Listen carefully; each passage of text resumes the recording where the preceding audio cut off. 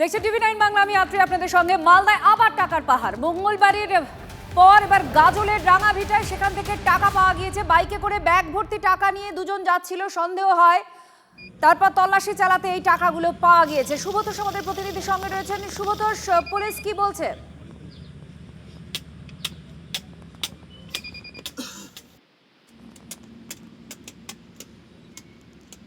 সুব্রতোষ, কি জানা যাচ্ছে অবশ্যই আপনাদের জানাবো, কারণ মালদায় আবার টাকার পাহাড়। গাজলের রাঙাভিটা এলাকায় টাকা পাওয়া গিয়েছে, 41 লক্ষ টাকা পাওয়া গিয়েছে। পুলিশের সন্দেহ হয় বাইক আরোহীদের দেখে, তারপরেই তল্লাশি করতে এই টাকা বেরিয়ে আসে।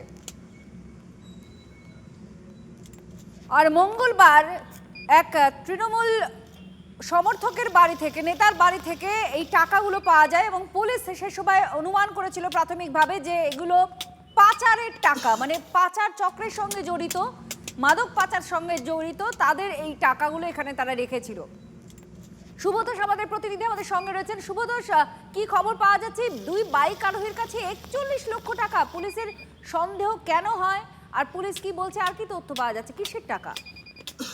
দেখো, এগুলো সবটাই মাদকের টাকা বলে মনে করা হচ্ছে, কারণ শুধু টাকা নয়, তাদের কাছ থেকে উদ্ধার হয়েছে মাদক, বেশ কিছু পরিমাণ মাদক, যার বাজার মূল্য প্রায় লক্ষাধিক টাকা।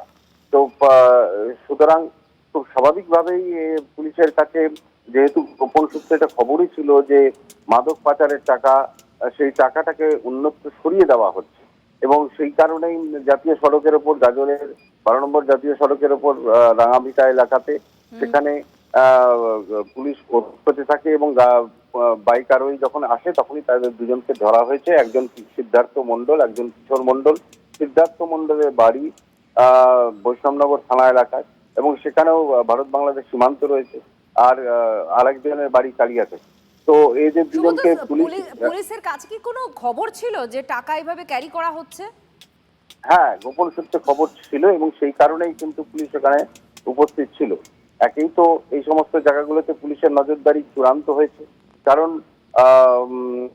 এই গাজল থেকে শুরু করে বেশ কিছু এলাকাতে, এই মালদার মঙ্গলবাড়ি পর্যন্ত, ওল্ড মালদার, তো এখানে একটা মাদক পাচারের একটা চক্র রয়েছে এবং তাদের সাথে লিঙ্ক রয়েছে আন্তর্জাতিক মাফিয়াদের সাথে, এবং এরা ক্যারিয়ার হিসেবে কাজ করে এবং প্রচুর ক্যাশ টাকা এদের আসে এবং সেখান থেকে তারা কিন্তু ভাগ করা হয়। তাহলে কি মঙ্গলবার যে টাকাগুলো পাওয়া গিয়েছিল ফ্ল্যাট থেকে বা বাড়ি থেকে, তার সঙ্গে এর কোনো যোগ আছে?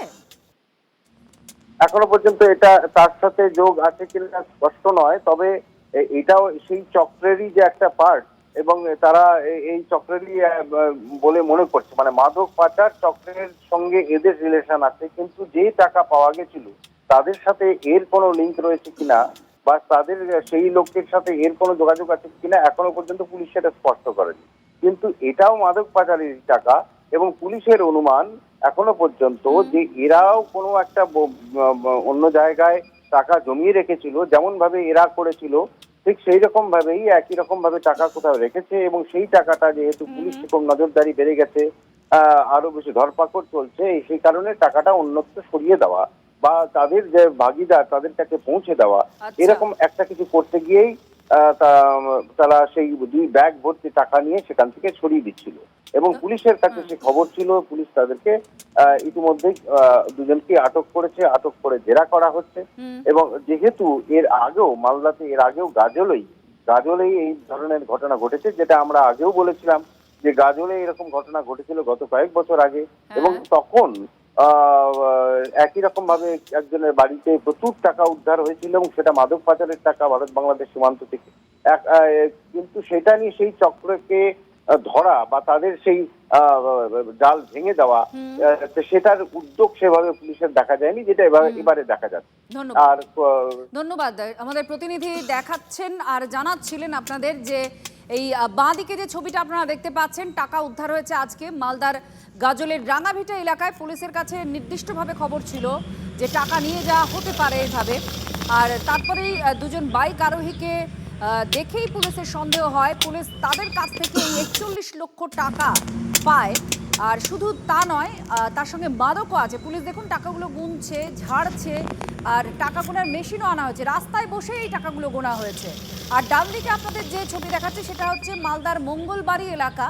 এই মঙ্গলবাড়ি এলাকায় ফ্ল্যাটের ভেতর থেকে এই টাকা পাওয়া যায়, প্রচুর টাকা পাওয়া যায়। এবং এটা এই পুরো বিষয়টায় মাদক চক্রের টাকা বলেই পুলিশ প্রাথমিকভাবে অনুমান করছে। ধরপাকড়ও বেড়েছে প্রবলভাবে এই সীমান্তবর্তী এলাকায়। আর সেই ধরপাকড়ের জেরেই টাকা কোথাও শিফট করা হচ্ছে বা কাউকে দেওয়া হচ্ছে, লেনদেনের সময় এই টাকাগুলো উদ্ধার হচ্ছে।